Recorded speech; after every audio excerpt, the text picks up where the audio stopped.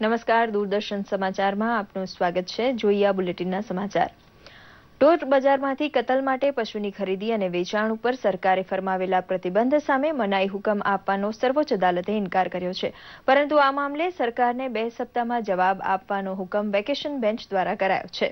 Solicitor જનરલે અદાલતમાં જણાવ્યું હતું કે દેશવ્યાપી પશુ વ્યાપાર ઉપર નિયમન માટે કેટલાક નિયંત્રણ સરકારને જરૂરી લાગ્યા છે, તો અરજીદાતાનું કહેવું છે કે વધ માટે પશુ ખરીદતા કોઈને રોકવાની વાત મૂળભૂત અધિકારોના હનન સમાન છે, કારણ કે માનવ ખોરાક માટે માંસ મેળવવા પશુ ખરીદી અનિવાર્ય છે. હવે વધુ સુનાવણી 11 જુલાઈએ યોજાશે. અમદાવાદની વિશેષ સીબીઆઈ અદાલતમાં ટપાલ ખાતાના 4 અધિકારીઓ સામે વિમુદ્રીકરણ સમયે 1 કરોડની જૂની નોટ બદલી આપવાના કેસમાં ચાર્જશીટ ફાઇલ કરવામાં આવી છે. ચારેય આરોપીની 19મી માર્ચે ધરપકડ કરવામાં આવી હતી અને હાલ જ્યુડિશિયલ કસ્ટડીમાં છે. Director postal service Manoj Kumar, senior superintendent Sanjay Akhade તથા અન્ય 2 કર્મચારીઓ દ્વારા નવરંગપુરા પોસ્ટ ઓફિસ સહિત કેટલીક જગ્યાએથી 1 કરોડની જૂની નોટ બદલી આપવા મેળાપીપણું આચરવામાં આવ્યું હોવાનો આરોપ છે. અમદાવાદ ગ્રામ્ય એસઓજીએ 91,28,500ની કિંમતની જૂની ચલણી નોટો ઝડપી પાડી છે. પોલીસે 500 અને 1000ના દરની જૂની નોટ સાથે બારકોલ સર્કલ પાસેથી 6 લોકોની ધરપકડ કરી છે. આ શખ્સો છેલ્લા 14 દિવસથી આ જૂની નોટો બદલાવવા માટે ફરતા હતા. ત્યારે ખાનગી માહિતીના આધારે બાકરોલ રિંગ રોડ સર્કલથી ધોળકા ખાતે આવેલા જૈન દેરાસર પાસે પોલીસ વોચ ગોઠવી હતી, જે દરમિયાન એક સિલ્વર કલરની ગાડીને પોલીસે કોર્ડન કરી હતી. તપાસ હાથ ધરી હતી અને ગાડીમાં 6 ઈસમો બેઠા હતા તેમજ ડેકીની તપાસ કરતા એક મોટો થેલામાં મોટા પ્રમાણમાં 500 અને 1000ની જૂની ચલણી નોટ મળી આવી હતી. હાલ પોલીસે તમામ નોટ ઉપર કબજો મેળવી લીધો છે અને ધરપકડ કરાયેલા ઈસમોની વધુ તપાસ હાથ ધરી છે.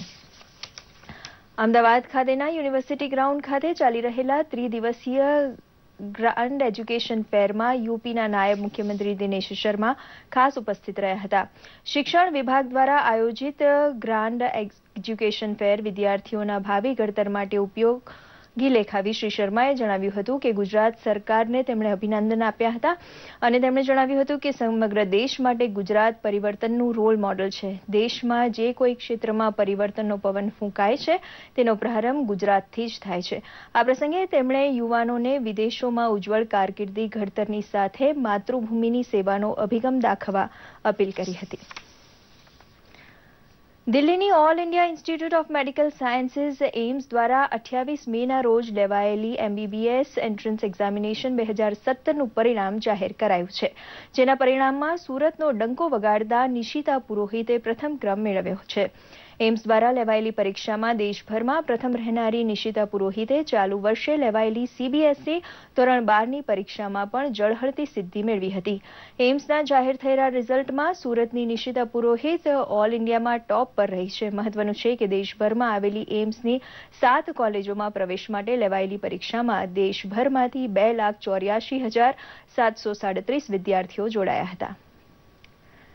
માહે રમઝાનમાં ઉમરાહ માટે સુરતથી સાઉદી અરેબિયા ગયેલા 126 યાત્રી મક્કામાં ફસાઈ જવાની ઘટના બહાર આવી છે. ટૂર ઓપરેટર તેમના પાસપોર્ટ અને નાણાં ગુપચાવી ભાગી છૂટ્યો હોવાનું કહેવાય છે.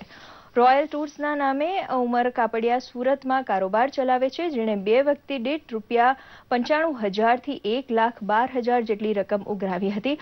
પરંતુ આ માણસ આર્થિક ભીંસમાં આવી જતા હજ યાત્રીઓના પાસપોર્ટ લઈને ભાગી ગયો છે, જેના કારણે હજ યાત્રીઓ મક્કામાં ફસાયા છે. આ અંગે પરિવારજનોને જાણ થતાં તેઓ ચિંતામાં મુકાયા છે. સ્થાનિક લોકોએ વિદેશ મંત્રાલયનો સંપર્ક કરીને પરિવારજનો સુરત પહોંચી શકે તેવા પ્રયાસ આદર્યા છે. ક્રિકેટ ચેમ્પિયન્સ ટ્રોફીમાં બીજી સેમીફાઇનલમાં બાંગ્લાદેશે ભારત સામે 13 ઓવરમાં 2 વિકેટે 54 રન બનાવી લીધા છે.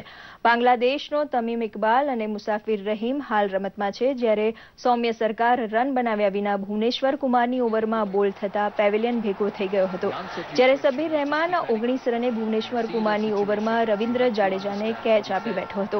મહત્વનું છે કે ભારતે ટોસ જીતીને પ્રથમ ફિલ્ડિંગ કરવાનો નિર્ણય કર્યો હતો. There are days like this for Tamim where he will be struggling. He shouldn't be throwing his wicket away, shouldn't be loose. And the captain has got to play an important role. તો આ સાથે આ bulletin અહીં સમાપ્ત કરીએ છીએ. નમસ્કાર.